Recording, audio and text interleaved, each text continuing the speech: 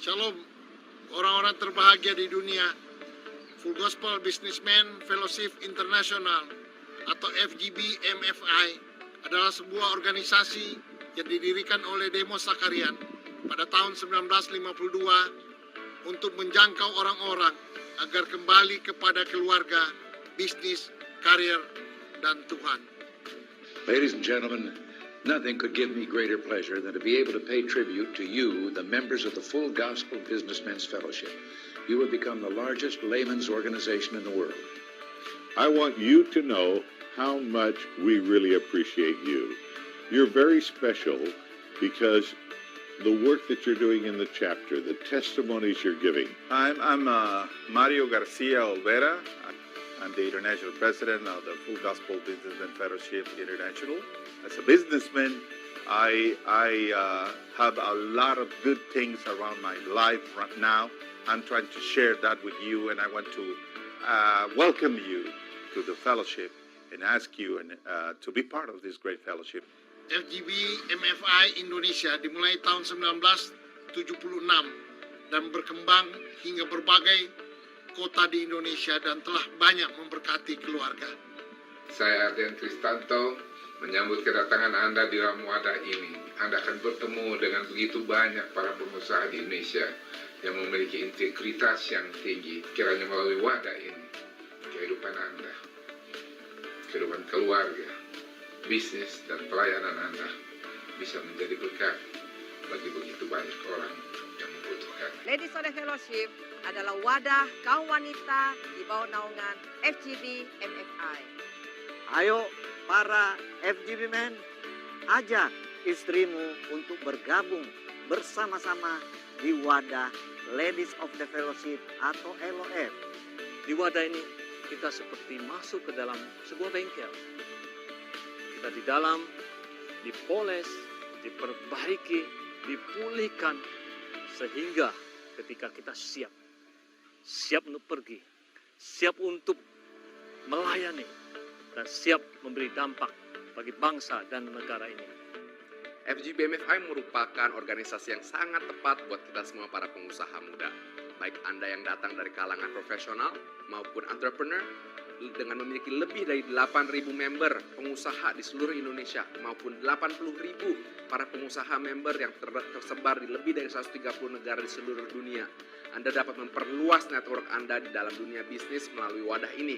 Menampingi perjalanan organisasi ini dengan kesaksian pria-pria dan wanita yang memberikan inspirasi bagi kehidupan masa kini. MFI Indonesia berpartner dengan pertama Palang Merah Indonesia mengadakan donor darah secara rutin.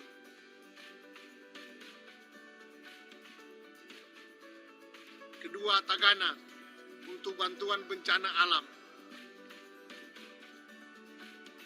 Ketiga, Jaringan Doa Nasional mendoakan bangsa dan negara tercinta Indonesia agar damai dan sejahtera.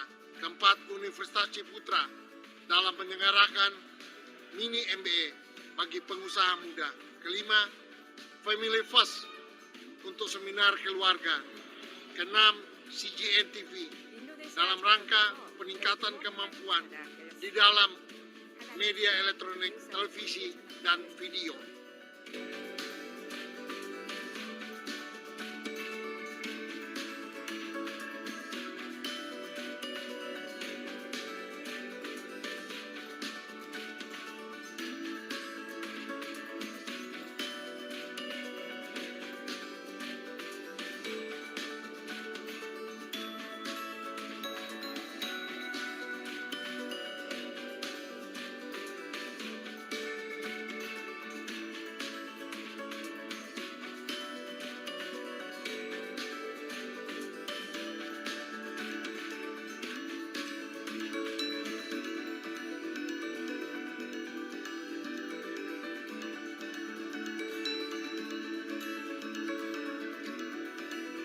Informasi selengkapnya kunjungi website kami.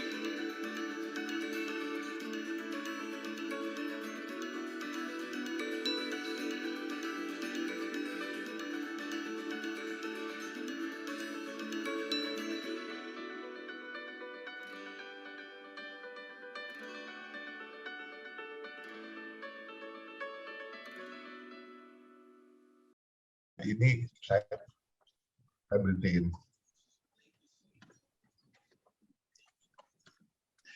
Karena saya lagi bingung nih gimana caranya.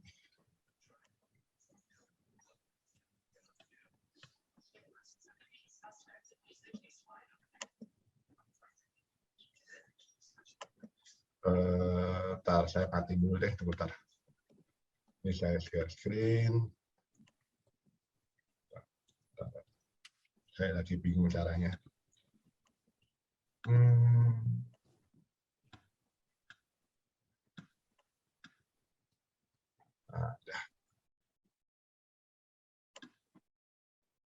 Ada.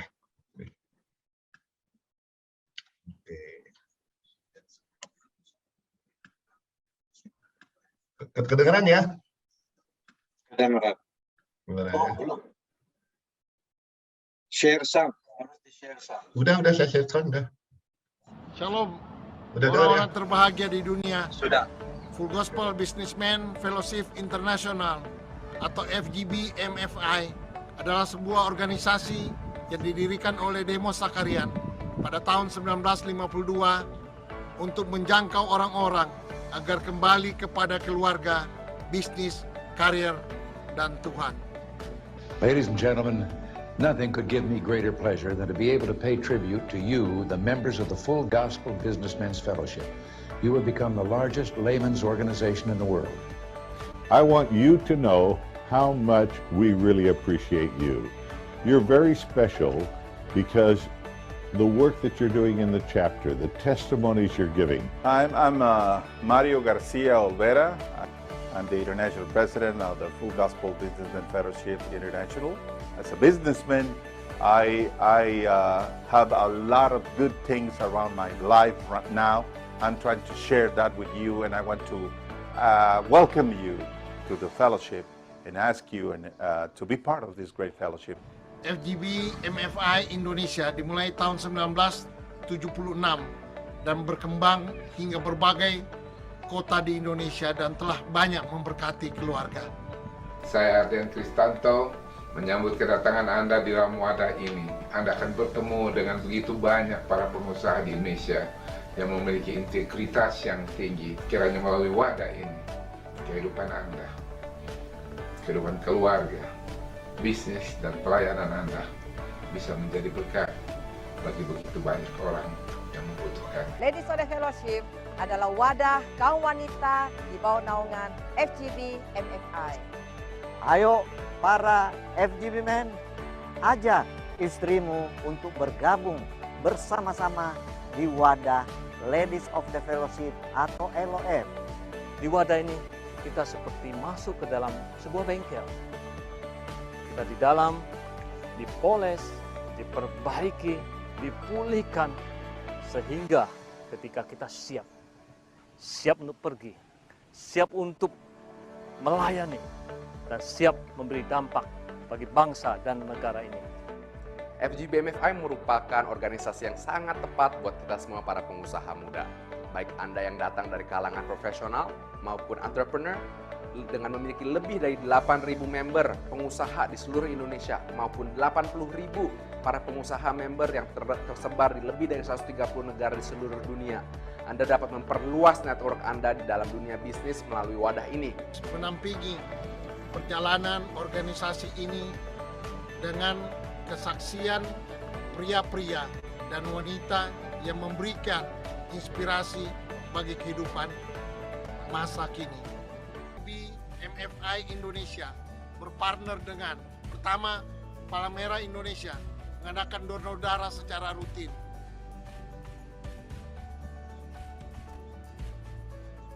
Kedua, Tagana untuk bantuan bencana alam. Ketiga, Jaringan Doa Nasional mendoakan bangsa dan negara tercinta Indonesia agar damai dan sejahtera. Keempat, Universitas Ciputra dalam menyelenggarakan mini MBA bagi pengusaha muda. Kelima, Family First untuk seminar keluarga. Keenam, CGN TV dalam rangka peningkatan kemampuan di dalam media elektronik, televisi, dan video.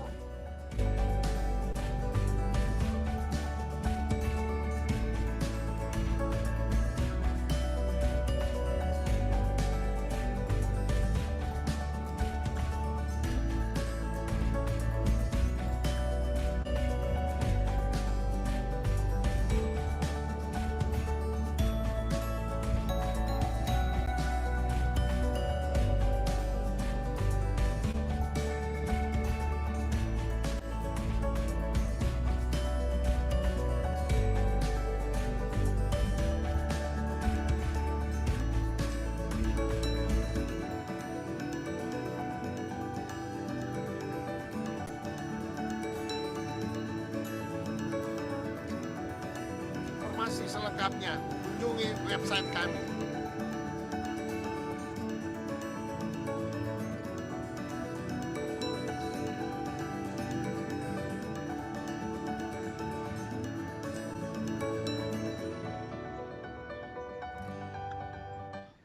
Oke, thank you very much. Sebentar. Ini mesti saya matiin dulu videonya tadi, nanti YouTube-nya saya lupa matiin. Bentar ya. Saya sudah selesai. Saya share screen lagi ya, bahan saya ya.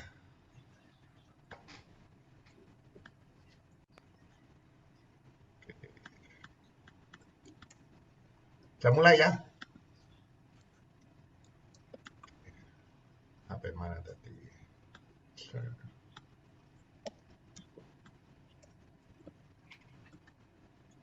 Coba saya matiin dulu deh ini. Soalnya kalau slideshow. Nah, yang ini dan screen barusan.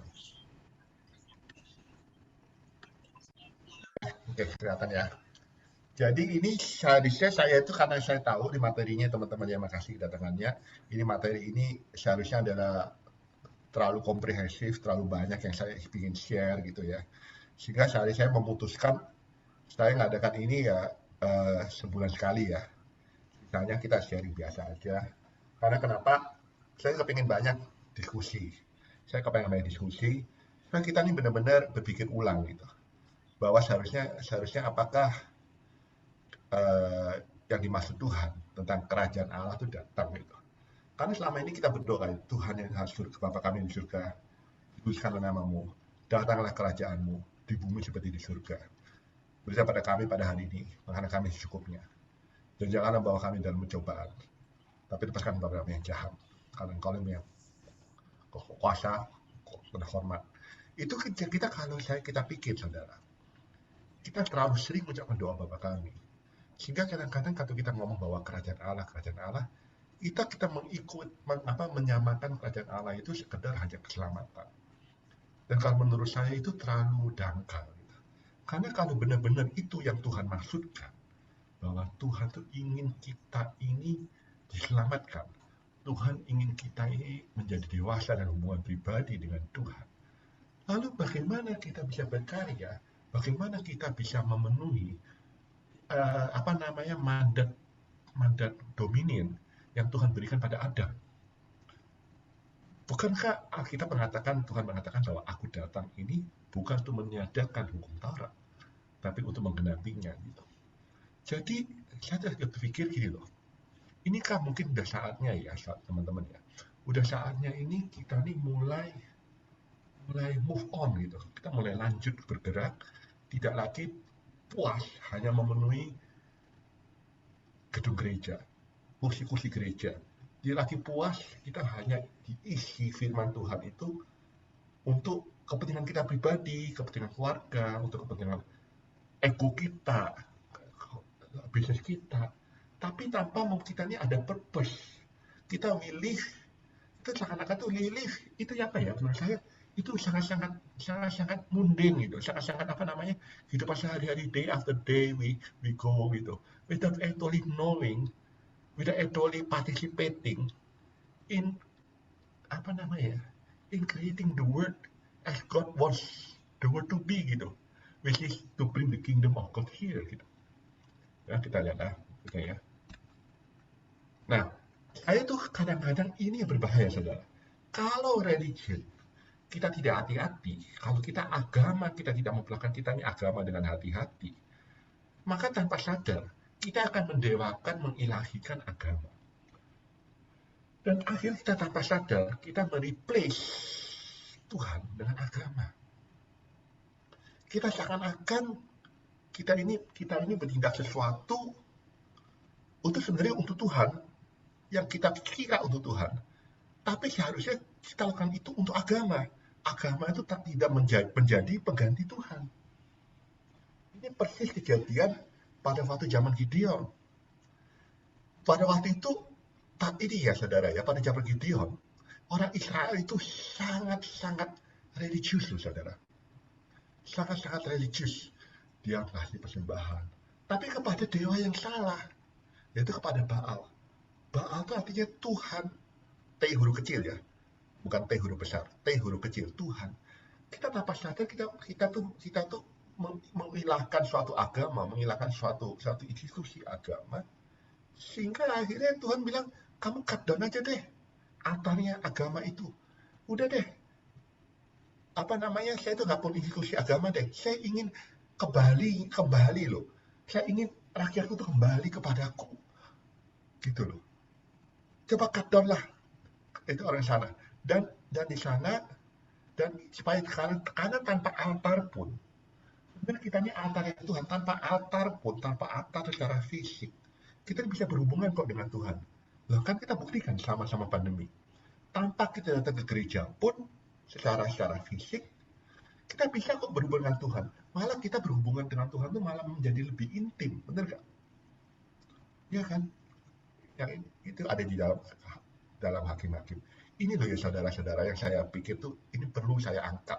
Karena tanpa sadar itu agama kok gampang banget ya dipolitisasi, semua atas nama agama, semua atas agama diikolisasi dengan Tuhan. Ini dangerous sekali. Nah, ini yang saya bilang tadi. Bahwa Tuhan itu mengatakan gini, kamu hati-hati loh. Kalau kamu berlakukan agama itu, atau menyamakan agama dengan Tuhan, kamu tuh kebenaran kamu tuh adalah kebenaran para ahli Farisi, kebenaran para ahli Taurat.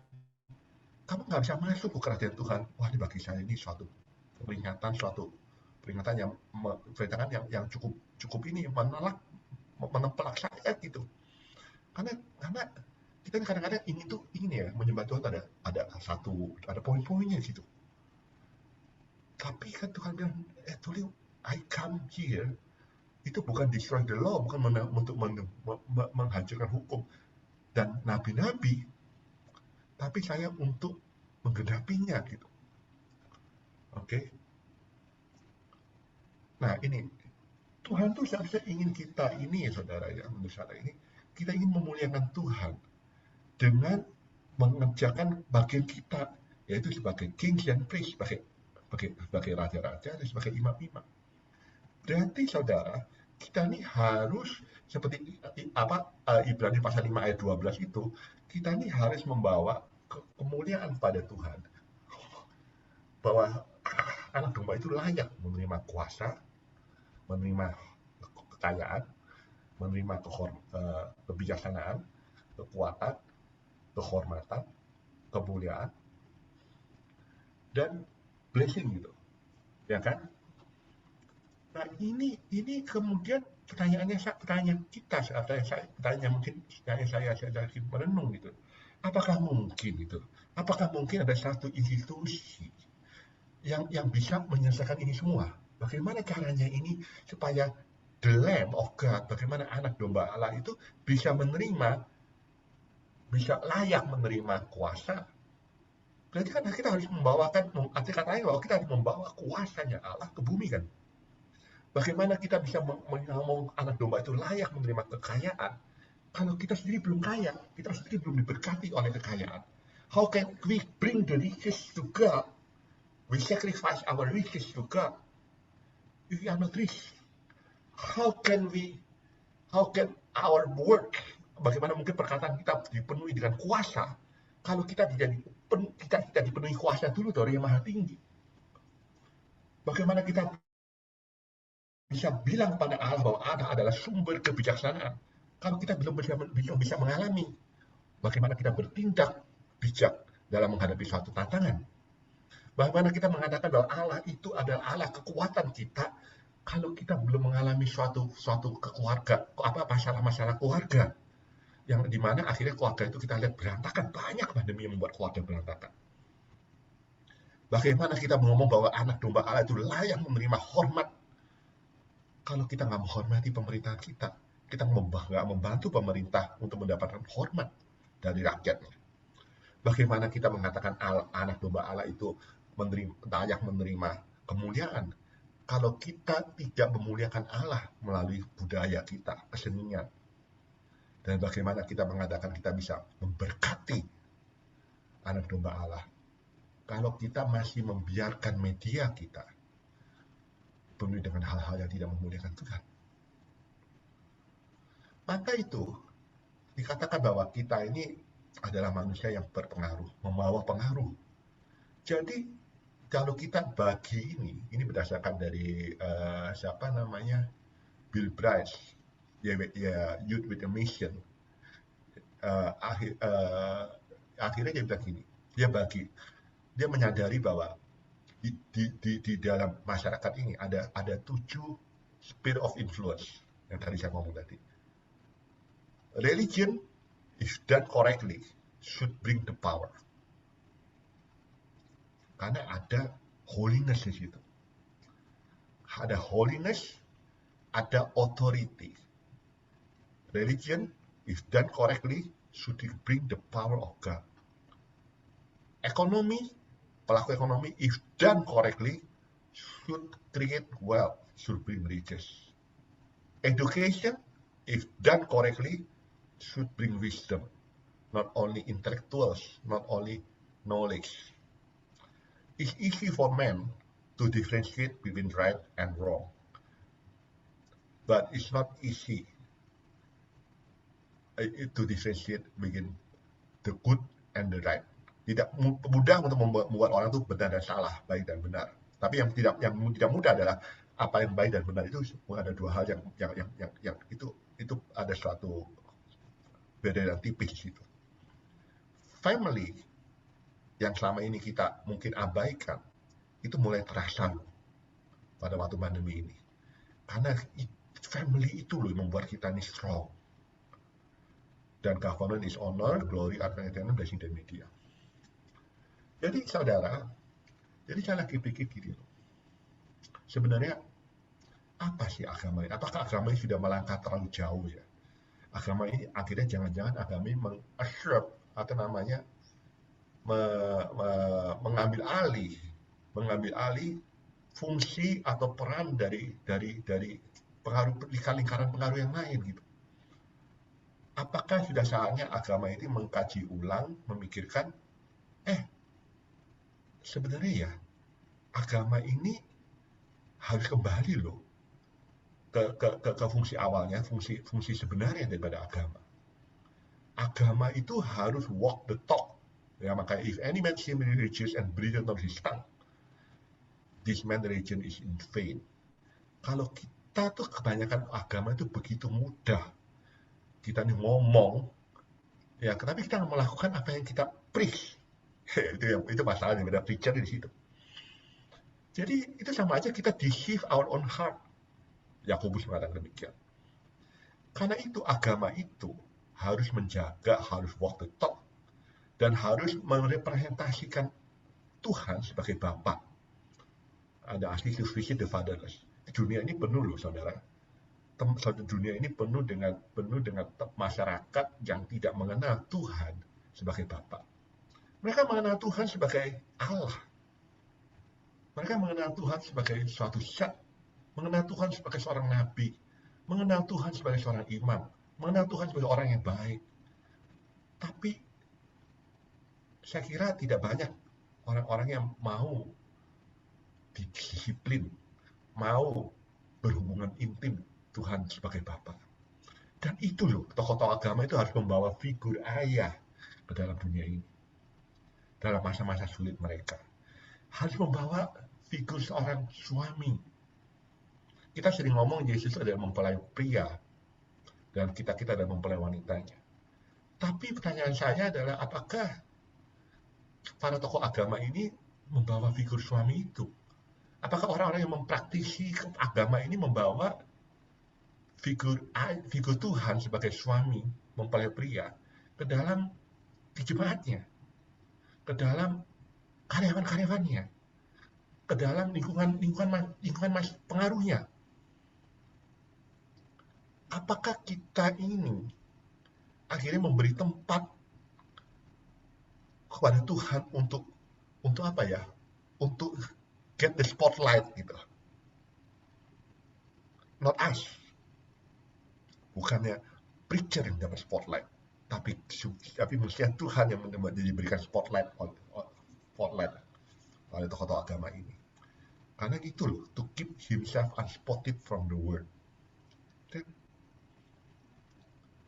Jadi saudara, kalau memang kita ini Tuhan ciptakan sesuai dengan gambar dan rupanya Dia, maka Tuhan bilang gini loh, yuk kita sama-sama yuk, kita create, I give you the whole canvas for you to draw on.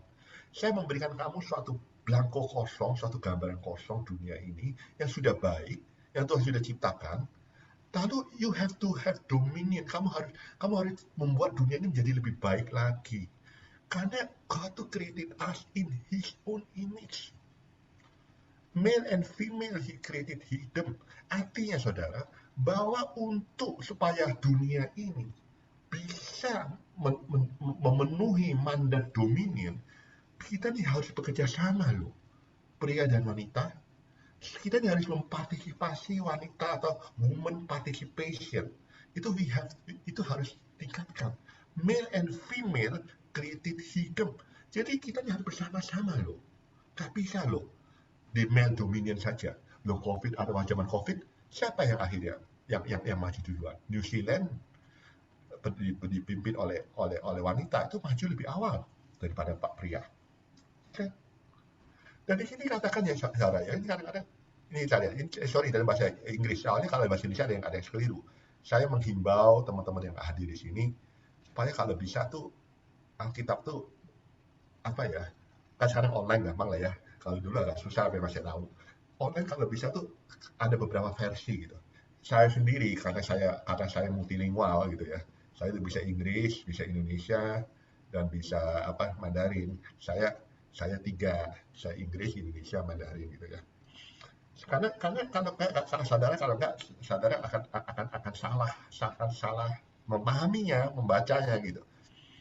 Di sini katakan Tuhan bilang gini, when God created Adam and Eve, dan Adam dan Hawa, waktu Tuhan memberkati Adam dan Hawa, Tuhan tuh berkata gini loh pada mereka, be fruitful. Maksudnya apa? Aku berikan kepada kamu nih seed loh. Aku pada kamu nih benih loh. Benih ini kamu harus kembangkan supaya be fruitful and multiply. Be fruitful ini ya, ini menarik. Saya share sedikit ya. Saya stop share. Tunggu saya share lagi. Ini saya baru tahu, saya baru belajar. Nah, ini baru saya share screen.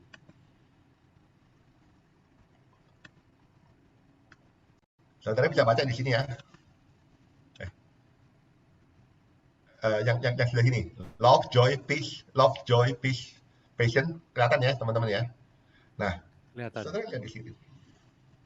Ternyata kelihatan Pak. Kelihatan ya. Soalnya saya mau gedein, nggak bisa. Saya ini agak gaptek sedikit soalnya.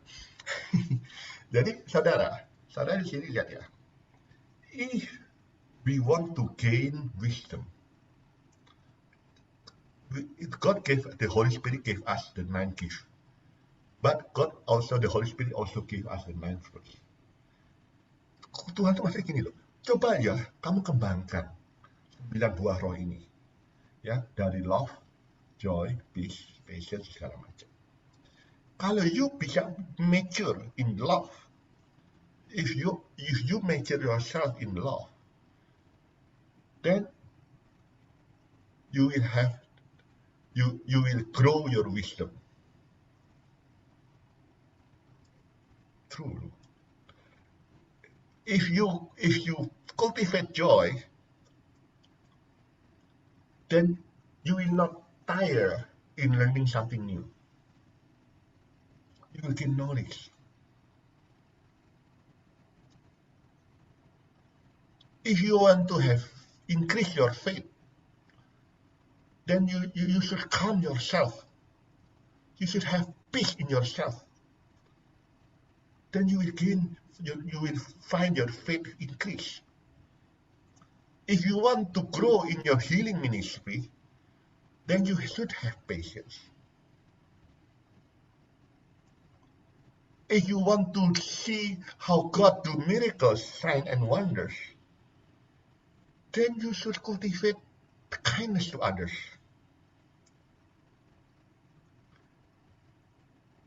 If you want to show your goodness, then you can find your prophecy to be fruitful. If you are faithful to God, then you can distinguish between the spirit of truth and spirit of error. If you cultivate your gentleness, you are gentle, then you find that you can speak in unknown tongues. And finally, if you can control yourself, you can interpret what other people say. Be fruitful, itu kita harus cultivate 9 ini loh maksudnya. Bukannya beranak cucu, seperti yang dikatakan dalam bahasa Indonesia. Tuhan bilang, as long as you live on earth, then you have to be fruitful. You have to cultivate. You have to allow God to mature those 9 fruit of the Spirit, so that this 9 gift can be maximized. Ya, lagi ya, lang ya.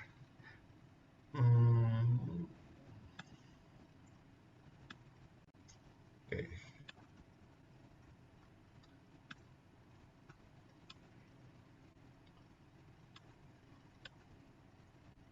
Nah, jadi saudara, jadi kalau kita sudah be fruitful, then God wants us, the next thing to do is to multiply. God said, what I want when I give you the seed, you have to multiply the seed over the generations, over other people. You have to multiply your seed. Ya, you cannot keep it to yourself gitu. Bentar ya, ini aku rasanya mesti ini salah, ini mesti di sini dulu. Baru di aduh gimana caranya lagi. Nah, baru di share screen.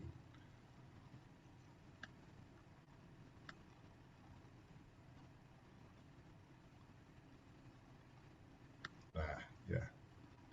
Nah, jadi gini loh. Ada alasan waktu itu Tuhan tuh ngomong gini.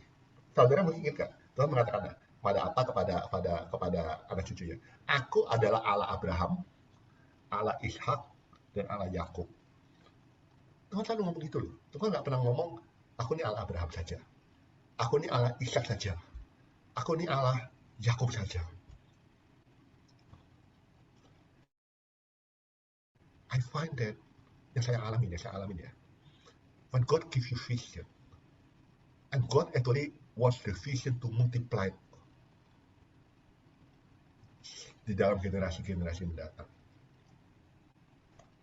Kan di dalam istilah bisnis itu ada katakan kan, when the father itu establish the business, the second generation itu yang akan expand it. Benar ya? And the third generation katanya kalau nggak hati-hati yang akan hancurin gitu. Tapi God doesn't want that. You see that? Ada benernya gini, saya berarti gini. Abraham never see, tidak pernah melihat janji Allah digenapi. Gak pernah loh, saudara.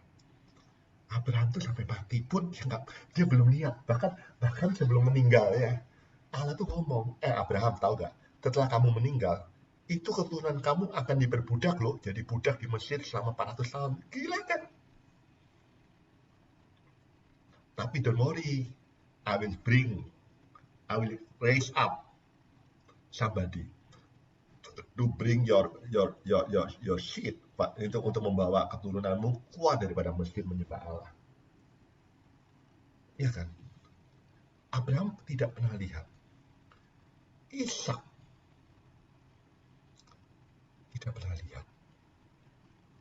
Tapi Ishak mulai menggenapi mimpinya. Bapaknya, dia mulai multiply. What Abraham has, he multiplied. Dan dikatakan dalam Alkitab mengatakan Isaac begins to mulai menanam benih dan dia bisa 100 menuai 100 kali lipat. Ada itu di Alkitab, multiply, dan Jacob multiply gitu. Actually you have to multiply multiply your influence. You have to multiply your influence over across your generation or over your generation. Dan somehow dan ini yang paling penting, ini yang menurut saya tidak ada juga di dalam Alkitab Indonesia, bahasa Indonesia. God asked Adam to replenish the earth. Ini berhubungan dengan lingkungan loh. Lingkungan itu Tuhan mengatakan bumi itu harus di-replenish loh. Ada hubungannya dengan lingkungan hidup. Dan subdue it. Kalau yang bilang bahwa nggak ada hubungan dengan hidup, itu ngomong kosong dah. Kita juga ngomong kok ada di replenish the earth gitu kan. Oke. Jadi kita dari sini kita sama pikir, kalau gitu berarti nggak salah dong ya. Kalau misalnya punya anak berapapun, mau punya anak 1, 2, 3, seharusnya Tuhan itu bilang, saya itu benar gini ya. Dalam kitab Maleakhi dikatakan bahwa buat saya itu ingin punya anak tuh buat apa sih? Sudah bisa meneruskan apa visi yang Tuhan berikan untuk diteruskan pada generasi mendatang. Mau 1, 2 ya terserah gitu ya. Nah ini makanya yang baik anak baik rezeki itu ada yang keliru menurut saya. Oke, next. Nah, saudara, tadi kan saudara lihat tadi ya. Kalau religion is but power, then the power will establish us the businessman to create wealth, to get wealth, so that he may establish his covenant with his friend unto your fathers and it is this day. Perjanjian apa yang Tuhan berikan sih kepada kita? Yang pada mereka. Kalau kita berhubungan dengan agama somehow tuh ya, agama dengan para pengusaha ini kalau bisa kerjasama, bersama-sama untuk saling menjalankan perannya, di mana agama itu membawakan kuasa Bapa, peran ayah, peran suami kepada para pengusaha. Pengusaha itu akan di-empower untuk create wealth. Jadi kue ekonomi itu harus diperbesar, saudara. Tidak bisa namanya kita ini berebut. Teori ekonomi yang saya belajar di waktu saya mahasiswa ngomong katanya kita para pelaku ekonomi itu untuk mendapat keuntungan sebesar-besarnya karena resource-nya terbatas. Itu sebenarnya salah, saudara. If we have God that has unlimited resource, then actually what we should do is to tap to his resource, so that the resource make us possible to increase the size of the wealth. Jadi the establish his covenant is this day.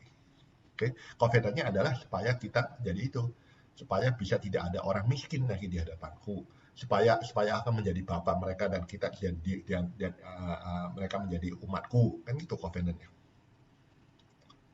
Jadi saudara, waktu itu saya pikir gini loh, waktu saya dapat ini, saya tuh pernah ngajak pendeta, para hamba-hamba Tuhan, yuk barengan yuk lakukan ini. Tapi pada saat itu mereka tuh nggak mau. Saya sempat kecewa, terus terang aja, Tapi akhirnya Tuhan tuh negur saya. Dia bilang gini, Vincent, kamu tuh nggak perlu bingung lah, kamu nggak perlu kecewa. Karena gini ya, Tuhan bilang katanya, karena selama ini banyak sekali jemaat itu yang tidak dipastoral dengan baik. Banyak sekali pastor itu yang akhirnya menghancurkan dan akhirnya menyerahkan domba-dombaku. Jadi Tuhan bilang katanya, saya itu memang tempatkan pastor di situ, ada hamba Tuhan di situ, untuk mereka tuh mengumpulkan nih domba-domba ini, supaya mereka bisa kembali ke satu jemaat ya, satu tempat gereja, satu tempat yang Tuhan letakkan pada mereka, supaya mereka bisa fruitful, mereka bisa berbuah dan bisa meningkat di sana.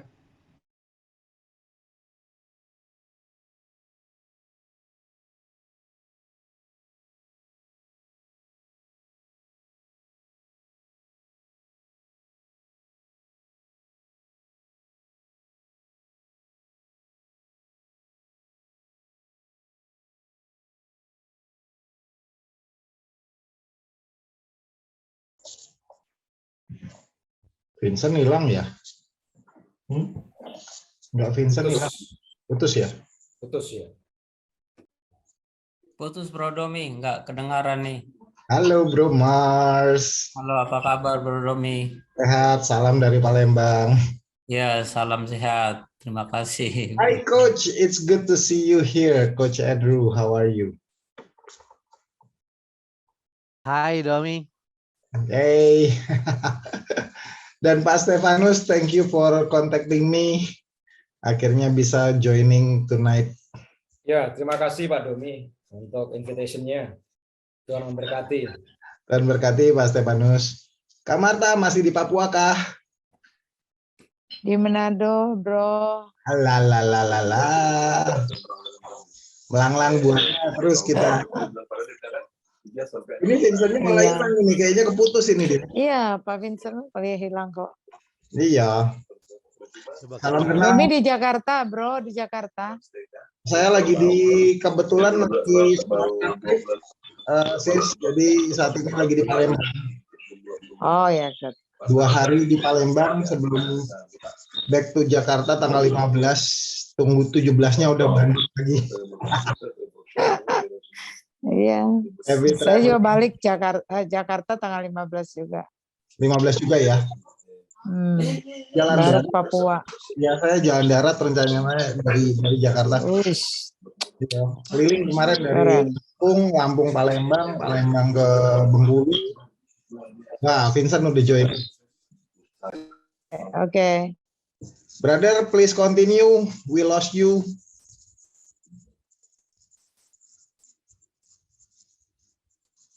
Sepertinya masih mute tuh Bro Domi. Iya. Oh, sorry, saya sampai mana tadi sebelum putus? Kalau saya lihat putus, saya ngomong-ngomong putus. Iya, kayaknya lost connection tadi, Bro. Iya. Go ahead, continue, Bro. Continue ya. Jadi gini loh, akhirnya saya sampai tadi ya, saya ngomong hamba Tuhan deh. Jadi sampai sini ya. Nah, jadi kalau hamba Tuhan tuh kalau memang tugasnya mereka itu. Jadi kalau kita ingin supaya mereka itu, jadi Tuhan bilang gini ya, Vincent, masing-masing tugasnya beda-beda lah, Vincent. Kamu nggak usah terlalu terlalu sensitif begitulah. Gitu. Mereka tuh nggak, karena kamu sanggup, Tuhan gitu, karena kamu sanggup menggembalakan orang-orang itu kan nggak mungkin. Itu tugasnya pastor lah, Vincent lah. Jadi kenapa you stick to your calling aja, Tuhan bilang. Oke. Jadi akhirnya kalau demikian, oh iya ya, berarti kita harus bekerja. Hari ini akhirnya bekerja sama, saudara, dengan para pendeta, dengan hamba-hamba Tuhan. Cuma saya itu belajar satu hal, saudara. Saya belajar satu hal, karena saya itu kebanyakan itu, karena kan memang saya punya karunia itu kenabian. Saya bukan mengatakan saya nabi ya, saya ngomong saya punya karunia kenabian. Saya pernah soal dikonflik orang, sejak kapan bisa jadi nabi, siapa yang ngangkat itu, enggak lah. Saya nggak ngomong gitu. Saya ngomong saya punya karunia kenabian. Akibatnya karena saya punya karunia kenabian, ini punya problem, saudara. Kadang-kadang saya itu mendapatkan sesuatu itu ahead, mendapatkan sesuatu itu duluan gitu dibandingkan hamba Tuhan. Dan itu problem. Saya sejak saat itu saya nggak pernah mau ngomong di panggung. Karena kalau saya ngomong di panggung, sedangkan para hamba Tuhan itu belum tahu, belum memahami, nanti ujung-ujungnya terjadi confusion. Nah, Tuhan bilang, I am not the author of confusion. Tuhan itu bukannya orang yang meng-create suatu confusion gitu. Jadi saya belajar gini, kalau saya dapat suatu visi atau suatu pengetahuan yang baru, mendingan saya ngomong pendetanya dulu gitu. Saya ngomong gitu, mendingan saya ngomong pendetanya. Makanya saya bukan sombong, saya pernah ngomong kok sama teman-teman pendeta gitu ya. Yuk, kalau mau panggil saya untuk ngomong di gereja, mendingan kita samain dulu ya. Maunya ngomong apa gitu. Dan saya lebih suka saya ngobrol sama pendeta daripada saya ngomong sama jemaat. Saya pernah disuruh turun kok di kantor saya ini orang sesat, tapi anyway, cerita lain lagi. Jadi ya, itu saudara, makanya Tuhan tuh ingin membangkitkan para gembala. Saya itu berdoa, saudara. Saya dapat pemahaman ini, saya itu berdoa, Tuhan, coba ya para gembala itu, coba tuh semakin banyak, semakin bagus. Supaya mereka tuh ada yang gembalakan, supaya fruitful dan increase. Oke. Jadi saudara, lalu kemudian saya pikir gini, oke, nah sekarang problemnya gini saudara, kalau memang demikian, peran Indonesia di mana sih? Dan Indonesia ini apakah kita ini tepat gitu? Saya pernah satu saya pernah bicara sama para apa ya, orang-orang Amerika gitu ya, sama Pak siapa waktu itu, sama Edwin Suryajaya, terus kemudian orang-orang tokohnya dari Amerika yang Yahudi, orang Amerika Islam, Kristen. Dia bilang gini, ada orang Amerika ngomong gini, pantesan ya, Amerika tidak bisa membawa agama-agama Abraham itu bersatu. Karena memang itu bukannya apa panggilan Amerika. Panggilan Amerika itu bukan di situ, itu panggilan Indonesia. Lah, kita nih saudara, akhirnya Indonesia ini kalau menurut saya ini berada di tengah-tengah bangun dunia. Kalau kita untuk grow together stronger, kita grow together, grow stronger, itu kita bisa to collaborate with one another kan. Ya kan, nanti saya share itu nanti saya lompat-lompat itu di slide 60. Jadi intinya cukup sekarang ini sampai saat ini saya cuma mau bicara bahwa kita kalau ingin masuk ke dalam ajaran kerajaan Tuhan, kenapa kita nggak masuk ke 3 hal ini dulu sih yang menjadi prioritas di Indonesia di G20 gitu. Oke, kita coba arahkan teman-teman kita, lingkungan pengaruh kita untuk fokus di 3 hal ini. Global Health Architecture, Digital Transformation, dan Sustainable Energy Transition. Mungkin tergantung jemaatnya ya teman-teman ya, tergantung juga dengan pengaruh kita. Mungkin yang paling pengaruh nomor 2 kalau menurut saya, Digital Transformation, dan nomor 1 Health Architecture. Kita bisa kok, teman-teman kita mulai ajarin bagaimana hidup sehat, bagaimana bisa olahraga, dan mulai bertransformasikan secara digital. Yang nomor 3 ini mungkin kita mulai masuk ke energi apa namanya, tenaga surya atau mobil listrik kayak gitu-gitulah. 3 yang simple, nggak usah terlalu rumit-rumit lah. Tergantung jemaatnya. Kalau jemaatnya kaya nggak apa-apa. Kalau jemaatnya orang-orang miskin saya tahu lah, kebanyakan orang-orang kelas menengah bawah nggak mungkin lah kalau saya mau kelas tinggi kan ya. Tapi kita bisa masuk ke sini, lalu kita kerjasama gitu. Coba kita set aside, kita singkirkan dulu perbedaan agama, perbedaan gender. Kita fokus deh ke dominant mandate yang kejadian 128. Dari situ menurut saya kita bisa ini kok. Kita mulai dari sana. Kita bisa mulai dari sana. Jadi mudah-mudahan hari ini ya teman-teman di sini bisa mulai sesuatu gitu ya. Karena kalau nanti saya akan buka question and answer bulan depan kalau Tuhan izinkan saya akan mulai cerita bagaimana kita membangun mentalitas kerajaan. Tadi mesti dibangun mentalitasnya. Cultural transformation, mentalitas kerajaan ini kan harus dibangun nih. Kita udah tahu nih, oh ternyata Tuhan punya tujuan ke depan. Ternyata Tuhan punya tujuan ini. Kan harus dibangun corporate culture ini. Nah, untuk bangun corporate culture ini kan kita harus ada blueprint-nya. Jangan sampai gini loh. Tuhan tuh sebenarnya Tuhan yang ajaib, Tuhan yang sangat-sangat terarah gitu. Tuhan tuh nggak mau tiap gereja, tiap pilar ya, ekonomi, keluarga, politik punyai blueprint yang beda-beda. Tuhan tuh kasih satu blueprint untuk semuanya ini. Dan blueprint itu ada di bilangan, kitab bilangan pasal 1 dan pasal 2. Tapi itu saya nggak akan bicara hal ini karena itu kan panjang sekali. Ada 12 langkah, 12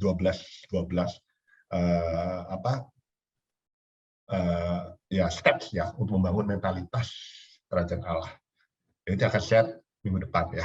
Jadi teman-teman, saya nggak tahu kapan, nanti kita share lagi waktunya. Kapan ya tergantung juga mungkin ya tanggalnya minggu kedua bulan depan ya, mungkin teman-teman ya. Kita share ke sana. Kalau Tuhan izinkan saya mulai sharing gitu mengenai mentalitas kerajaan Tuhan ini. Saya kira itu teman-teman hari ini cukup ya hari ini ya.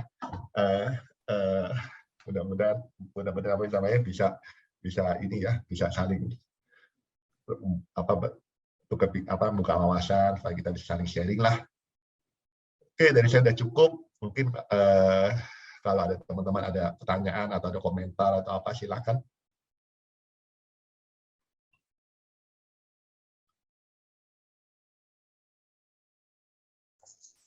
Silakan. Ada yang nggak ngerti atau ada yang mau tanya, silakan. Mungkin yang related sama gift sama fruit tadi sih, bro. Ini mungkin saya tadi begitu kepikiran gitu loh, bahwa sebenarnya we are all gifted kan. Kalau kita bicara we are all gifted. Every one of us have a unique gift and purposes sebenarnya di dalam panggilan calling in life-nya sendiri gitu loh. Makanya kalau kita ngelihat secara spesifik, kalau kita bicara buahnya yang kita hasilkan pun itu bukan buah dalam bentuk jamak yang tadi bro share dalam Galatia sendiri sebenarnya. Ya kan? Kalau kita perhatikan Galatia ini, saya coba sampai tadi cross check lagi sih sebenarnya Galatia 5 yang tadi disampaikan oleh ayat yang ke-22 sampai dengan ayat ke-23. Kalau kita perhatikan di situ, itu yang sebenarnya disampaikan di situ sama Tuhan kan sebenarnya the fruit of the spirit. Artinya itu adalah singular. Jadi makanya kalau kita bilang bahwa sebenarnya fruit itu adalah yang disampaikan di sini adalah justru singular. Buah yang kita hasilkan berdasarkan gift yang kita terima dari masing-masing kita sendiri. Nah, itu pasti akan memberikan satu buah sendiri gitu loh. Nah, kalau tadi yang related dengan makanya dibilang kita punya 99-nya actually no gitu loh. Kalau menurut saya pribadi bahwa setiap orang tuh setiap manusia itu have their own purposes and have their own gifts sebenarnya. Ya kan? Even for those who actually probably yang mungkin saja juga bisa dikatakan tidak apa ya? Bukan berarti mereka tidak mengenal Allah, tapi apa yang mereka lakukan sendiri itu adalah apa yang Allah lagi taruh kepada mereka gitu kan. Nah, sebenarnya kalau kita bicara buah, sebenarnya buah yang kita lihat itu kan sebenarnya adalah hasil daripada apa yang menjadi gift-nya kita.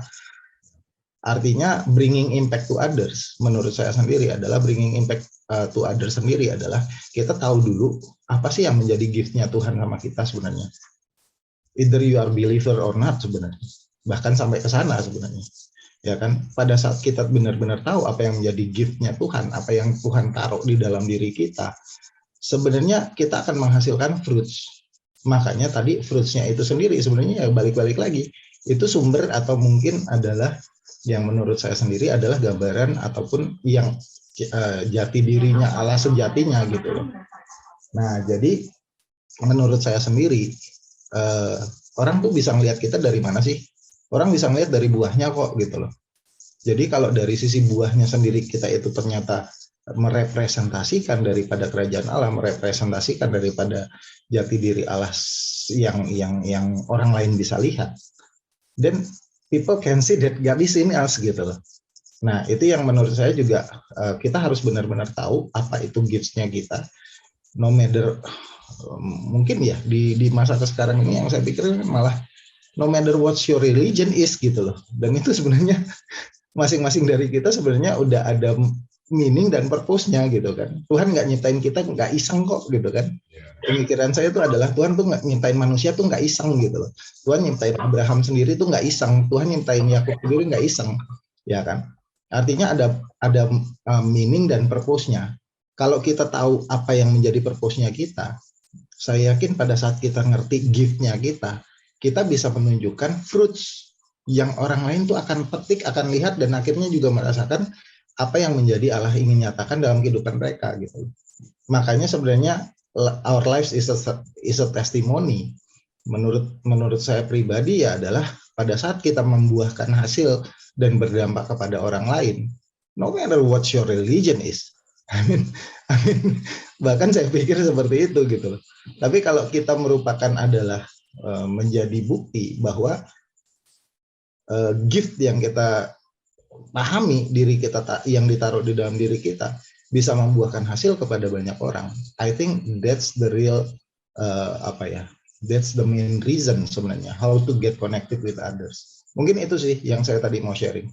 Betul. Kadang-kadang kita harus hati-hati ya. Seperti tadi istri Dobi ngomong. Kadang-kadang kita ngomong God increase our faith gitu. Nah itu siap-siap kita terima banyak tantangan gitu ya Dobi ya. God increase our love. Siap-siap kita dikasih orang-orang yang ngeselin bener gitu. Jadi bisa Inggris apa pun gitu kan. benar. Jadi kadang-kadang kita bisa menemukan suatu kejadian yang terjadi sama kita, we don't understand it, kita nggak ngerti gitu ya. Kita nggak ngerti maksudnya Tuhan apa sih gitu loh. Tetapi pada saat ini kita menghasilkan buah yang baik, yang memang ternyata itu bisa dilihat juga kepada orang lain. Dan di saat itu tuh orang lain juga akan melihat bahwa, oh memang iya ya, ternyata memang God is good ya, gitu loh. Makanya Jadi, itu makanya saya ngomong dong, kita ingin dapat buahnya, tapi kita kadang-kadang nggak mau ngelewatin prosesnya. exactly. Dan untuk berjalan dengan Tuhan sendiri, menurut saya itu is not an easy process gitu loh. Kita harus bisa mengalami begitu banyak lah. Ya let's talk frankly lah. Si iblis juga bukan bodoh kok. Dia pinter kok. Dia tahu area-area kita yang lemah. Dia tahu area-area kita yang memang kita mungkin juga menjadi celah buat dia untuk bisa masuk gitu loh. Nah makanya saya bilang ya kita harus bisa mengerti di tengah-tengah mungkin kita kebingungan kita nih maksudnya apa sih Tuhan gitu kan. Tapi kadang-kadang kita harus ngalamin proses yang begitu apa ya, begitu gesekannya begitu kuat sampai kadang-kadang kita nggak kuat. But if we stay in our faith, pada saat kita ngelihat satu fokus aja, makanya pada saat kita ngelihat satu fokus itu, dan akhirnya pada saat kita bisa menyatakan gift-nya kita, akhirnya berbuah, di saat itulah orang akan bisa melihat iya ya, ternyata lu kemarin kayak gini ya. Artinya hasil dampak yang kita berikan, yang kita tunjukkan, akhirnya people may pick our fruit. Amin. Ya udah betul. Itu loh. Mungkin itu yang mungkin saya bisa share. Ya. Karena saya dulu dengan saya sekarang udah beda kok.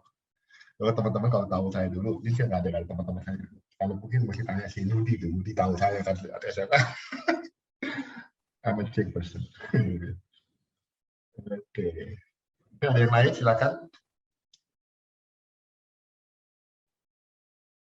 Izin share opini ya atau kesimpulan yang saya sih lebih menangkap lebih ke nangkep seperti yang Musa di Kisah Rasul 7 ayat 44 itu ya. Jadi Musa melihat pola yang ditunjukkan Allah di gunung. Kita tahu panggilan, tapi kita tahu Tuhan, kita kenal diri, tapi untuk melakukan sesuatu atau operasional kita misalkan di wilayah gereja di area mana tetap melihat pola ya, yang menurut saya kok justru ini yang kurang di gereja, kurang di orang Kristen untuk juga karena kalau khotbah tentang panggilan, motivator pun juga your destiny gitu ya, tetapi soal melihat pola yang Tuhan tunjukkan juga as personal di kita masing-masing, jarang yang mau bayar harga untuk masuk di situ gitu, untuk benar-benar tanya Tuhan polanya apa. Dan menurut saya Pak Vincent lagi coba share menurut saya pattern ya, maksudnya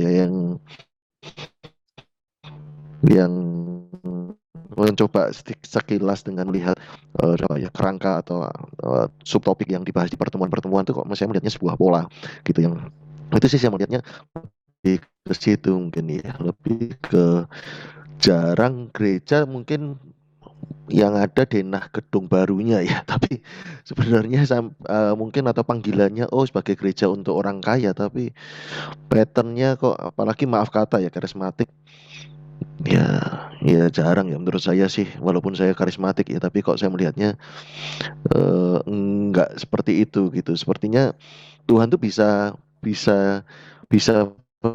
pikir jangka panjang kok, walaupun mungkin nunjukinnya step by step ya, bukan yang atas nama Tuhan terus berubah, hari ini moodnya begini, hari ini moodnya begitu atas nama Tuhan gitu ya. Itu aja sih, makasih Pak Vincent. Betul. Makanya itu kenapa kalau kita lihat ya, saya itu kadang-kadang kalau lihat pola Musa itu Tuhan tuh nggak akan membuat kita naik ke level lebih tinggi sebelum kita laluin dulu di dulu lah. Tuhan akan bawa kayak pengalaman dejavu dan dejavu lagi. Tapi thank you ya Albert, berarti saya bisa count on you to come next week karena saya akan share pattern itu ada yang benar dikatakan oleh Albert bahwa ada pattern yang untuk membangun mentalitas kepercayaan Tuhan itu ada. Ini yang sebenarnya yang saya ingin share untuk di minggu depan ya. Mulai dengan bagaimana kita menemukan identitas kita di hadapan Tuhan, mulai mengkultivate our thankfulness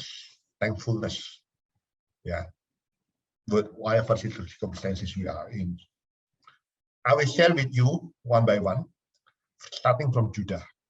I will share with you, you will be surprised. I will tell you, I was surprised. Saya juga terkejut, saudara. Waktu saya menemukan bahwa Yehuda itu dulu seorang yang pengecut yang luar biasa, seorang yang kabur dari kenyataan.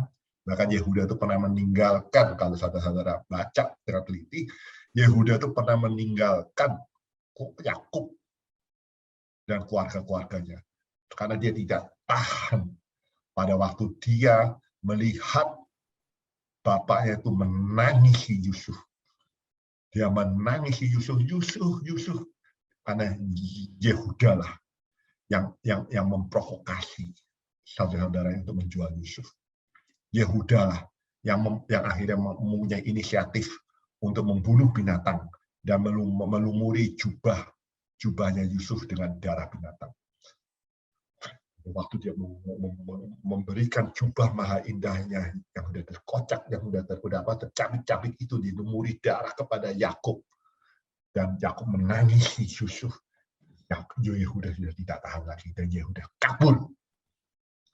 Nah, bagaimana dari seorang yang orang yang lari dari kenyataan dan akhirnya bisa menjadi seorang pahlawan, seorang yang akhirnya dihormati, bahkan seorang yang akhirnya dianggap sebagai singa dari Yehuda, mana Yesus lahir dari keturunannya. Transformasi itu adalah langkah awal yang saya akan share minggu depan. Karena everything has to start with Judah. If we understand Judah, dari situ pola itu, kalau kita tahu pola Yehuda, maka 11 pola lain itu kita akan follow sesudah itu. Ya, saya akan share cerita yang mungkin jarang sekali diceritakan di gereja. Saya yakin kok nggak banyak gereja yang cerita bahwa Yehuda itu pernah kabur, pernah akhirnya melarikan diri dan main pelacuran. Itu biasa menarik. Kita akan belajar hal itu ke depan. Ada pola di sini nanti. Oke, thank you, Albert. Mungkin yang lain? Makasih, Pak. Boleh saya minta pencerahan, Pak Vincent? Silakan, saya Panis. Ya, saya tertarik dengan tadi yang Bapak sampaikan, bicara tentang fruitful dan multiply tadi, Pak. Ya.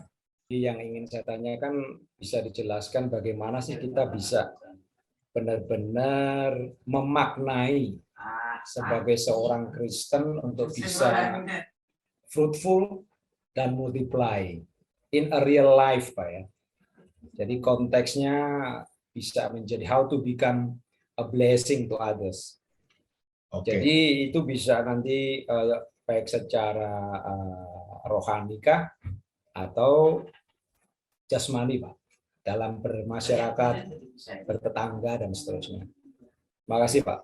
Thank you very much. Pertanyaan saya akan cerita bahwa be fruitful itu adalah suatu proses di mana kita harus melalui ya.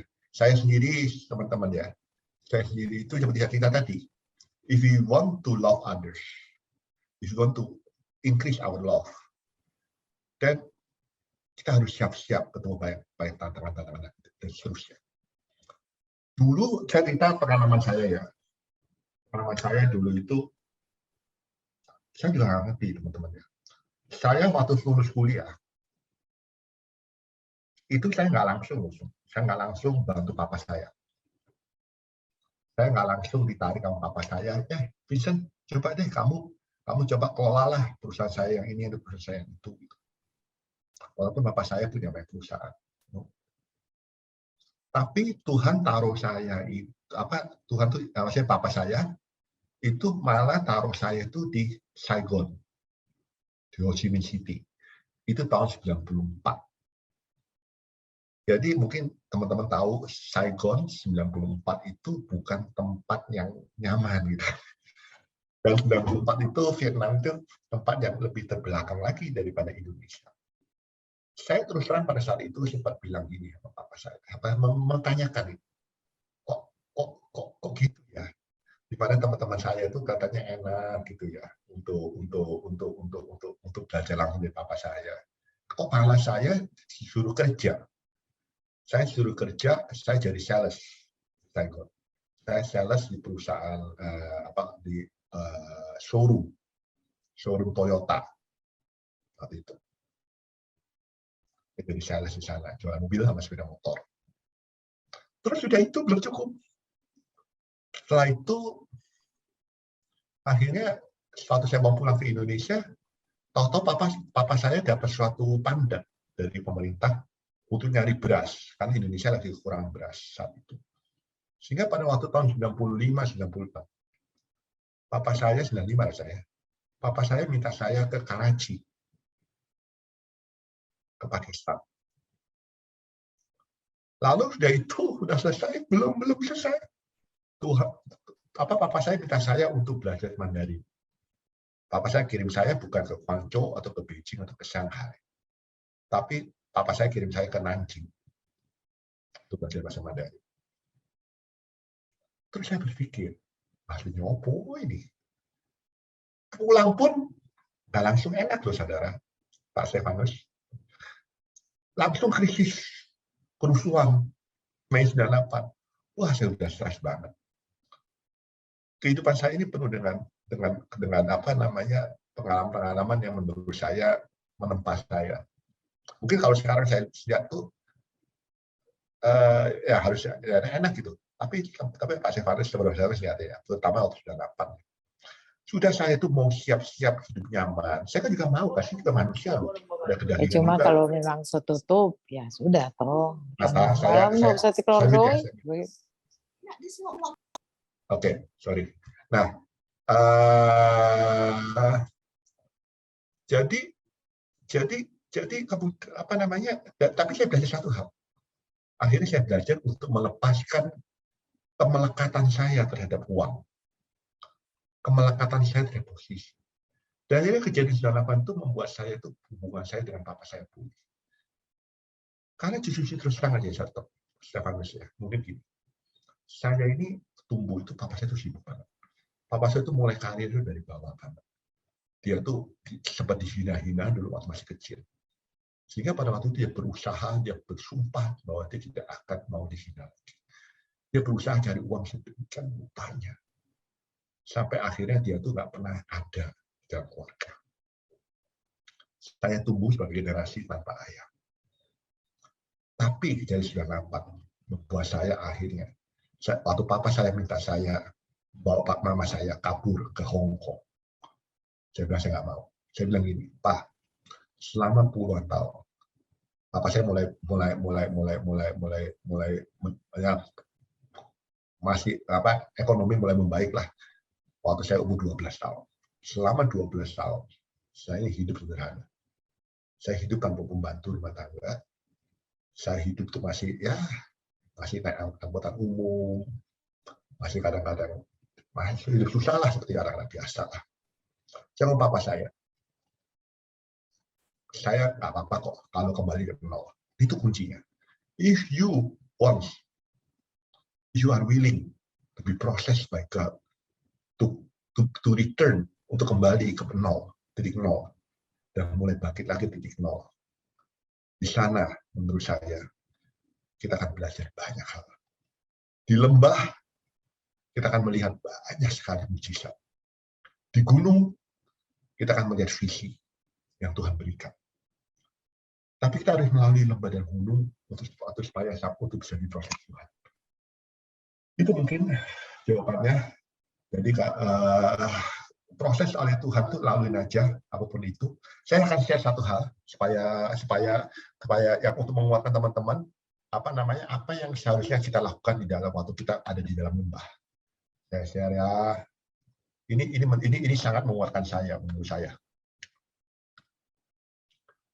Daniel 1 ayat 4, ini menurut saya penting banget ya untuk saya share, dan saya nggak bosan-bosannya share ini. Karena ada orang yang bingung, saya lagi susah, apa yang harus saya lakukan? Saudara, kalau saudara lagi menemukan saudara sedang di lembah, saudara bisa manfaatkan waktu yang selama waktu di lembah itu untuk melakukan hal ini. Daniel pasal 1 ayat 4. Saudara harus kembali menjadi anak. Saudara harus punya mentalitas seperti saudara. Children. Saudara harus belajar untuk supaya bagaimana hidup itu kembali tidak bercacat celah, no blemish. Suatu tidak suatu kita. Saudara harus belajar berjalan dalam grace of God, well favored. Saudara harus belajar bagaimana bisa menerapkan pengetahuan saudara, skillful in wisdom. Saudara harus belajar bagaimana knowledge itu bisa dimanfaatkan, cunning in knowledge. Saudara harus belajar science dan teknologi, understanding science. Saudara harus belajar beretika, and ability to stand the king parish. Saudara harus punya mentalitas belajar, mengajarkan orang, teach the learning, dan belajar bahasa asing, tongue of the Chaldeans. Dan itu ya, Stefanus dan teman-teman yang lain. Itu saya lakukan. Saya bukan cuma ngomong di sini. Tahun 98, saya itu belajar itu kayak orang gila. Saya baca buku itu udah, buku apa aja saya belajar. Dari bukunya Warren Buffett, Jack Welch, terus banyak buku-buku manajemen saya belajar. Saya belajar buku sejarah, saya belajar agama, saya bahkan mengambil sekolah teologi. Saya ngambil sekolah teologi pada 1998. Saya belajar bahasa Mandarin. Saya belajar sama orang-orang yang pinter-pinter. Saya belajar seperti sama Ciputra, sama siapa ya waktu itu zaman dulu ya, sama Deddy Johar, sama Sutanto Johar, sama orang-orang hebat lah, sama Eka Cipta. Saya belajar. Sama Bang Niaga dulu, sama semuanya saya belajar. Saya apa yang membuat Anda sukses, apa yang membuat Anda gagal? Saya belajar fisika, saya belajar kimia. Kenapa? Karena saya yakin bahwa saya nggak tahu kenapa. Pokoknya saya itu kayak seperti kebanyakan waktu, saya udah bingung ngapain aja. Daripada I waste my time gitu ya in doing useless things gitu ya. I invest my time to learn. Sehingga begitu things get better. Tahun-tahun itu sudah mulai pulih kembali. Waktu Tuhan memberikan saya mujizat. Di mana waktu itu benar Tuhan memberikan mujizat. Saya itu benar-benar bangkrut, terus saya harus benar, saya nggak bohongin. Saya itu utang sampai 5-6 triliun saya nggak bisa bayar. Waktu tahun 98 itu. Tapi Tuhan tuh kasih saya itu mujizat. Ya saya nggak akan panjang cerita di sini, tapi Tuhan kasih mujizat saya sehingga saya sudah lolos dari utang itu. Sehingga akhirnya pada waktu kesempatan hadir datang, sudah siap. Sukses sama dengan persiapan yang bertemu dengan kesempatan. Kalau kita tunggu kesempatan saja, tapi kita nggak mempersiapkan diri, suksesnya akan tertunda. Itu sih yang bisa saya share. Thank you. Terima kasih. Ya, terima kasih Pak Vincent untuk pencerahannya. Tuhan memberkati Pak. Terima kasih Pak. Mungkin sekedar nambahin juga kali bro. Ya. Izin nambahin sebenarnya. Kalau bicara dari sisi how to become fruitful, how to become bringing impact ya sebenarnya. Karena purpose-nya God kan sebenarnya adalah waktu di awal sendiri adalah untuk kita supaya kita berbuah dan kemudian berkembang biak gitu loh. Sebenarnya itu adalah purpose-nya God dari awal untuk manusia.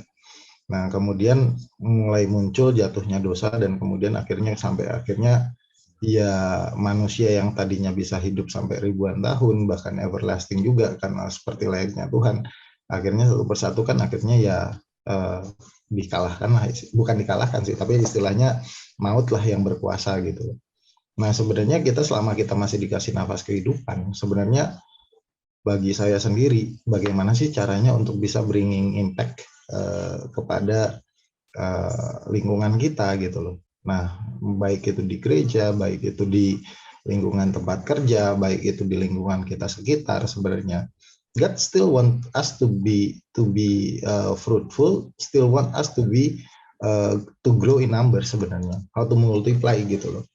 Tapi yang Tuhan inginkan bukan kitanya yang multiply, tetapi ada something proses yang tadi saya setuju, Bro Vince juga sampaikan, ada proses yang mungkin kita sendiri alamin. What we have to do is sebenarnya adalah untuk orang tuh bisa melihat apa yang menjadi fruitnya kita. Nah, fruitnya kita itu sebenarnya bisa timbul dari yang namanya testimoni sebenarnya. Makanya kalau kita bilang adalah our life is a testimony, journey kita bersama dengan Tuhan itu sebenarnya adalah testimoni yang sangat-sangat baik untuk kita share dengan orang lain. Our struggles pada saat kita lagi lewat lembah, itu kita sebenarnya bisa share kepada banyak orang lain gitu loh. Dan kita nebar seeds kan sebenarnya. Pada saat kita mau dibilang adalah bagaimana kita bisa berkembang, bagaimana kita bisa bertumbuh, sebenarnya yang kita perlu lakukan adalah kita perlu nebarin seeds. Nanti akan ada orang yang juga watering gitu loh. Akan ada orang-orang juga yang akan memberikan pupuknya. Tapi sebenarnya ini adalah bagaimana Tuhan mau menjangkau semua dari kita manusia, terlepas dari mereka adalah believers atau tidak. And how can they see us? How can they say they can see God gitu loh? Gimana caranya mereka bisa melihat Tuhan? Sebenarnya adalah dari our living testimony sebenarnya. Nah, makanya sebenarnya pada saat kita melalui problem, melalui masalah, kadang-kadang ya kita kan sendiri ya punya keputusan. Pak Dharma Winata, thank you very much. Pak Dharma sebelum live izin kita foto dulu ya. Boleh. Foto dulu semuanya. Foto dulu, tolong dinyalakan dulu videonya. Nyalain Kameranya, sorry. Kok video kamera. Supaya difoto Pak Dharma. Apa kabar, Bro? Pak Dharma, silakan Bung Mata. Yo, Kak Marta. Ya. Yo, boleh ya Pak Dharma Winata sama Coach Andrew. Oke, sebentar ya, saya ambil dulu gambarnya. 1, 2. Tunggu, belum. Cheers. Oke, udah. Pak Dharma belum. Coach Andrew, you don't want your akhirnya I coach channel. Habis pakai pijama. Jadi oke ya, sebentar ya. Please put your best smile. Oke, wait. 1. Sebentar, 1, 2. Wah, ini pada mukanya pada seger-seger kita sendiri yang mandi nih. Oke, thank you guys. Thank you Dharma, makasih. Jauhin lagi minggu depan kita akan bahas Yehuda ya. Yes. Terima kasih Pak Vincent. Terima kasih semua teman-teman. Yes. Thank you. See you next week. I think it's I think that's a good way deh. How can we multiply ourselves gitu loh. Bukan multiply ourselves, multiply God's grace upon human being sebenarnya. Jadi sebenarnya pada saat kita menceritakan apa yang terjadi dalam kehidupan kita, mungkin can be inspiring to others. Artinya kita sendiri harus mengalami, kita sendiri juga harus mengerti talenta kita yang juga kita bisa bagikan kepada orang lain. Tadi kan saya sharing Yakobus.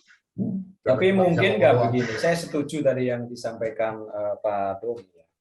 Jadi mungkin yang paling pertama adalah we need to know what seem to be our calling ya. Jadi kita tahu dulu nih yang sebenarnya calling kita apa sih gitu. Purpose-nya seperti apa gitu. Sehingga kita begitu tahu itu ya kita jadi tadi akan paling tidak berbuah dulu lah untuk diri kita sendiri.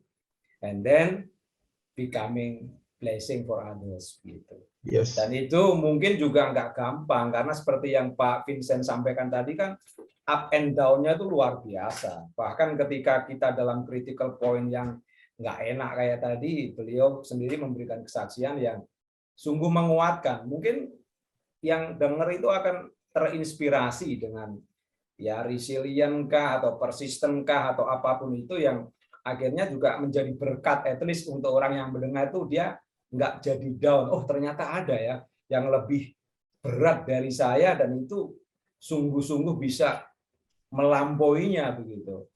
Dan disitulah nanti mungkin kita baru bisa connect ke bahwa dalam segala perkara Tuhan itu ada dan seterusnya. Tetapi kan omongan itu kan it's not that easy gitu. Kalau memang kita nggak benar-benar struggling dengan apa yang dalam kehidupan nyata kan. Jadi saya pikir saya setuju dengan apa yang disampaikan Pak Doni tadi. Terima kasih. Thank you. Avinsa. Ya, Halim hadir, kita udah keburu foto. Iya, apa namanya? Saya balik ke tema kita. Ini kita harus melihat dengan satu Tuhan kepada kita orang Kristen ya. Kekristenan itu kan bukan agama, ya. Kekristenan itu adalah representatif sebagai pengikut Kristus dan dia itu adalah gereja Tuhan. Nah, bagaimana gereja itu ditempatkan menerima amanat? Dia diberi satu kelengkapan karakter Kristus, kemampuan di dalam iman, mengelola semua hal dengan hikmat daripada Tuhan. Itu ada satu keseimbangan yang semua orang Kristen itu diperkaya dengan semua. Kenapa? Karena dia gereja itu adalah eklesia, ya. 1 Petrus 2 ayat 9 sampai 10 itu jelas kita punya panggilan di situ, kita punya satu otoritas diberi. Nah, kadang-kadang keseimbangan antara kita memiliki otoritas dan juga memiliki satu karakteristik sebagai pelayan itu suka nggak seimbang. Dan akhirnya kita dalam proses kehidupan sehari-hari kita nggak mengeluarkan buah-buah yang sebenarnya itu merupakan satu apa namanya bagian yang satu paket dengan mandat yang diberi kepada kita. Roh Kudus itu diberi kepada kita untuk menolong kita mengalami hubungan pribadi dengan Tuhan dan itu yang akan bisa dan mampu menghasilkan buah-buah kehidupan. Tanpa keintiman di Yohanes 15 ayat 1 sampai 8 ayat 5 itu jelas di luar aku kamu tuh nggak bisa buat apa-apa. Orang mau berbuah muncul kasih, sukacita, damai sejahtera, kebaikan, kesetiaan, penguasaan diri. Tanpa Kristus bermanifestasi dalam hidupnya, Roh Kudus bekerja dalam dirinya, dia tidak mengalami keintiman. Itu nggak mungkin terjadi. Apalagi ketika dia mengalami proses, ya. Itu tidak akan pernah terjadi. Kenapa? Karena kalau kita mau untuk bisa mengandalkan kekuatan kita sendiri, bisa saja. Karena kita manusia, kita sudah diberi kemampuan itu. Tetapi namanya manusia, kita tetap punya keterbatasan. Sebab itu Paulus sendiri dengan segala kemampuan, kepinterannya, dengan pelayanannya yang luar biasa, dia selalu bilang bahwa kasih karunia Allah itu cukup bagiku. Di saat aku lemah, di situ aku kuat. Nah, kekristenan yang menerima mandat Kristus itu harus memiliki satu kesadaran akan hal ini. Bahwa kita memiliki otoritas, tapi kita juga memiliki karunia pelayanan, kepercayaan untuk melayani dengan buah-buah roh yang akhirnya menghasilkan kita berlipat ganda dalam segala hal. Dalam segala hal. Itu Efesus 3 ayat 14 sampai 20. Dia bilang bahwa kita mengalami kepenuhan Kristus, ya, kepenuhan Allah itu dalam segala hal. Dia tidak membedakan hal sekuler dan dunia, enggak, dan rohani, enggak. Secara utuh, tubuh, jiwa, roh, secara utuh. Jadi berbuah di dalam satu karakter Kristus bisa menghasilkan pelipat gandaan dalam segala hal. Persoalannya adalah kita mesti mengalami Kristus secara pribadi dalam hidup kita. Dan otomatis buah itu akan keluar. Tidak bisa buah itu tiba-tiba muncul seperti tadi Pak Stefanus bilang, dia paling tidak berbuah dari dirinya sendiri. Betul, pohon itu hasilkan buah, baru buah itu dipetik orang. Nggak bisa, pohon itu nggak ada hasil buah dulu, baru orang petik buahnya. Nggak mungkin. Nah ini yang saya pikir topik yang Bapak bawakan dan nanti selanjutnya Bapak sampaikan dari sisi nanti kulik dengan mulai Yuda dan sebagainya. Tapi prinsip utama daripada eksistensi eksistensi dan substansi daripada mandat kepada kita sebagai orang Kristen, yaitu menjadi gerejanya, menjadi mempelainya, menjadi tubuhnya, itu harus kita mengerti sungguh-sungguh. Dan bagaimana kita mengerti dan memahami? Kuncinya hanya satu. Kita dalam Kristus, Kristus ada dalam kita. Yohanes 15 ayat 1 sampai 8 itu harus menjadi satu kekuatan dari kebenaran kita sebagai gerejanya. Dan juga di Filipi 2 ayat 5 sampai 9 itu mesti jadi betul-betul satu kehidupan kita. Sehingga Paulus katakan, yang kukendaki ialah mengenal dia dalam kuasa kebangkitan dan di dalam persekutuan dengan dia di dalam penderitaan. Itu keren banget.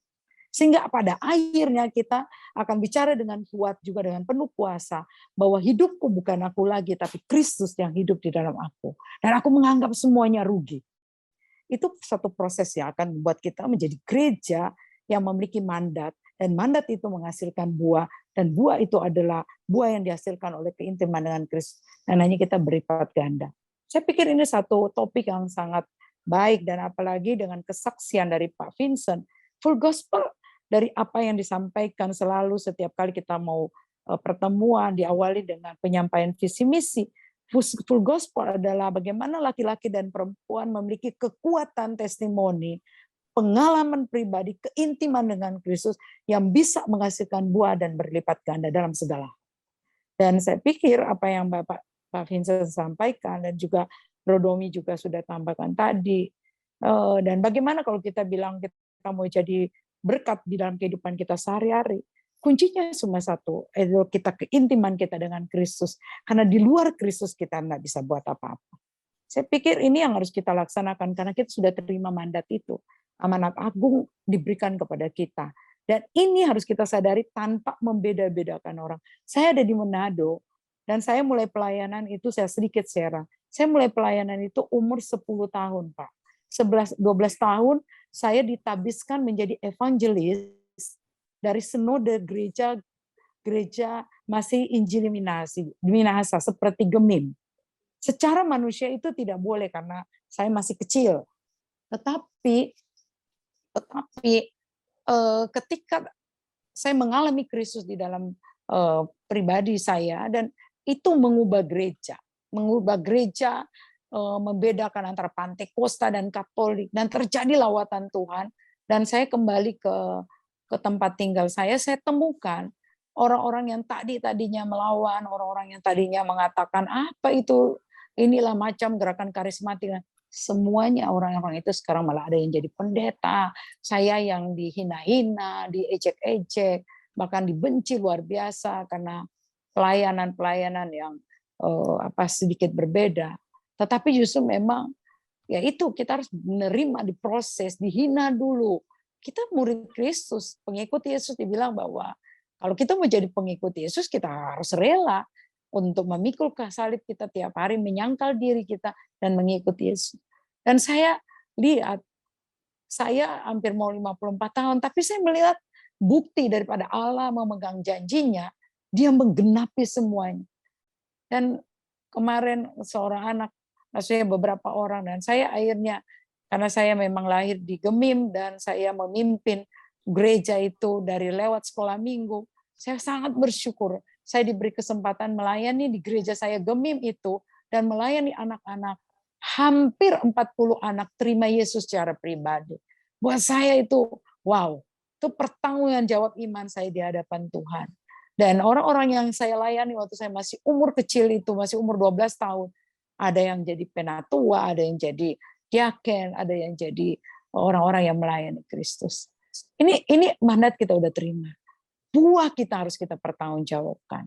Dan apa yang Tuhan beri kepada kita lipat gandakan bukan oleh karena kekuatan kita, tapi oleh Roh Kudus yang sudah diberi kepada kita. Makasih loh Pak Vincent untuk share malam ini, dan saya sangat antusias untuk nunggu karena Bapak bicara soal Yuda, Bapak bicara dari sisi Yuda, saya Tuhan taruhkan, bukakan, dan luar biasa dari sisi Tamar, Pak. Nanti mungkinlah diskusi ini akan sangat menarik. Ya, Tuhan berkati. Tuhan berkati, Pak. Tuhan berkati semua.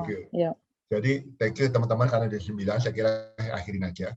Saya akan rekap semuanya bahwa nanti minggu depan, bukan minggu depan, bulan depan kita lanjutkan diskusi. Saya nggak mau tiap minggu karena ini topiknya perlu waktu ya. Karena saya mau ini juga bukan cuma jadi pengetahuan, tapi benar-benar diterapkan, dicerna gitu ya.